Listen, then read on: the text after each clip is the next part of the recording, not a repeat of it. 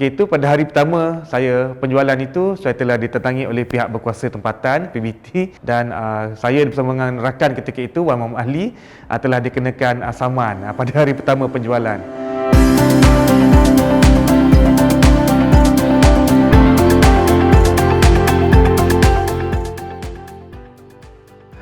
Nama penuhnya Muhammad Fadli bin Zulkifli, biasa digelarkan Fadli.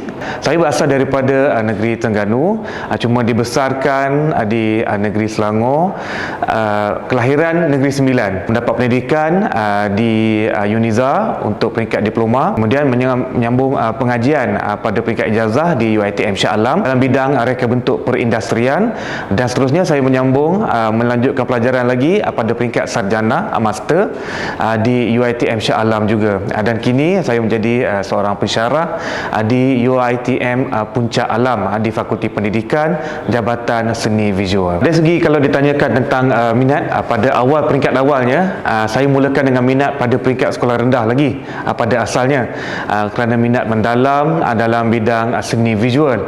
Pada peringkat awal itu saya banyak mengambil upah melukis gambar-gambar realism, melukis potret dan juga mural di sekolah-sekolah dan sebagainya. Bila saya melanjutkan pelajaran di institusi pengajian tinggi, lebih mendalam itu timbul apabila saya mula menampakkan ruang dan juga peluang yang lebih besar, terutama sekali bila saya melanjutkan pelajaran di UiTM Shah Alam, di mana saya nampak ada banyak peluang di pameran, di galeri-galeri, exhibition, pameran dan sebagainya. Okey, produk yang saya tawarkan untuk masa sekarang adalah karya-karya seni visual. Di antaranya adalah lukisan abstrak, lukisan realism, potret dan juga craft daripada industri tempatan. Dan kelebihan itu, karya saya itu adalah lebih unik, di mana kebanyakan craft yang biasa dijual secara one off, dia seketul saja, tapi produk saya yang saya keluarkan itu datangkan dengan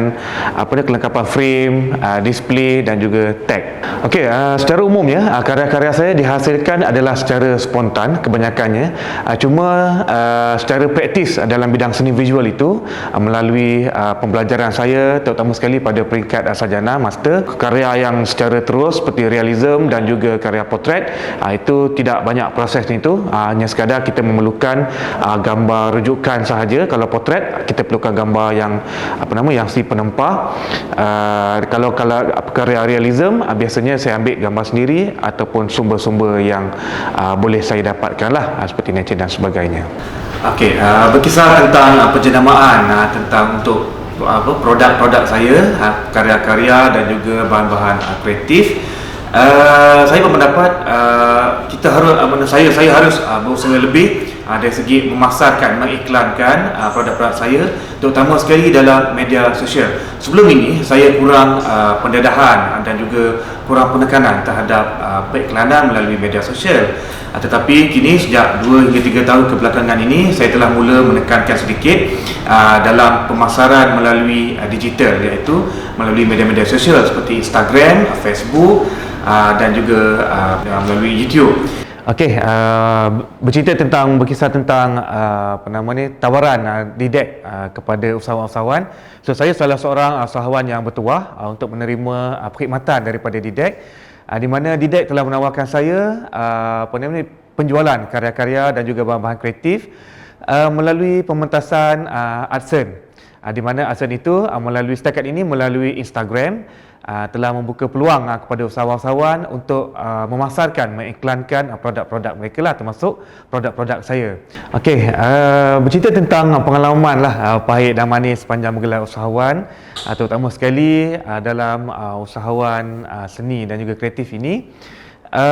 Kalau diikutkan sejarahnya, saya telah pun bermula lingkungan antara 20 hingga 25 tahun yang lalu. Jadi pengalaman ketika itu, saya ingat pertama sekali penjualan saya secara serius adalah di pasar malam. Jadi ketika itu pada hari pertama saya penjualan itu, saya telah ditentangi oleh pihak berkuasa tempatan PBT, dan saya bersama dengan rakan ketika itu Wan Muhammad Ali telah dikenakan saman pada hari pertama penjualan. Bertanyakan tentang soalan perancangan tentang masa hadapan, saya mempunyai cita-cita lah, mempunyai sebuah galeri khas yang sendiri di mana-mana tempat, di mana saya boleh menjual karya-karya saya secara terus kepada pelanggan. Dan juga di galeri tersebut saya berimpian untuk dijadikan sebagai tapak jualan lelong, bidding lah, tapak jualan bidding.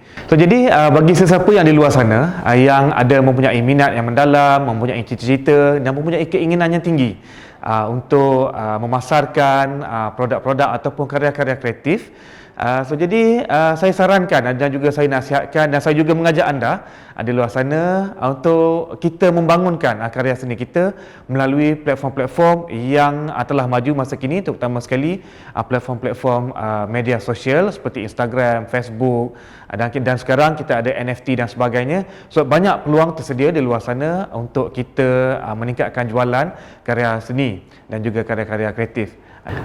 Jadi bagi yang sesiapa berminat di luar sana untuk memiliki karya-karya dan juga bahan-bahan kreatif daripada saya, so anda boleh memilih jenis-jenis karya yang ada ditawarkan. So saya menawarkan beberapa jenis karya. Yang pertama sekali, karya yang seperti yang di tangan saya ini, karya craft yang telah saya gubahkan di dalam frame, karya-karya lukisan watercolor, cat air di atas kertas, ataupun anda boleh memilih lukisan cakul, lukisan hitam-hitam sebegini yang saya tunjukkan, dan ataupun lukisan abstrak seperti di belakang saya ini, di mana lukisan abstrak ini ada sebahagian itu boleh kita tambahkan dengan tulisan-tulisan kaligrafi ataupun kita masukkan dengan karya-karya Islami. So jadi untuk mendapatkan karya ataupun bahan-bahan kreatif saya, so anda boleh menghubungi saya di talian 013 461 6649, ataupun anda boleh melihat karya-karya saya berada di Instagram Fadli_Zulkapli, ataupun boleh menghubungi saya melalui Facebook Fadli Zulkapli.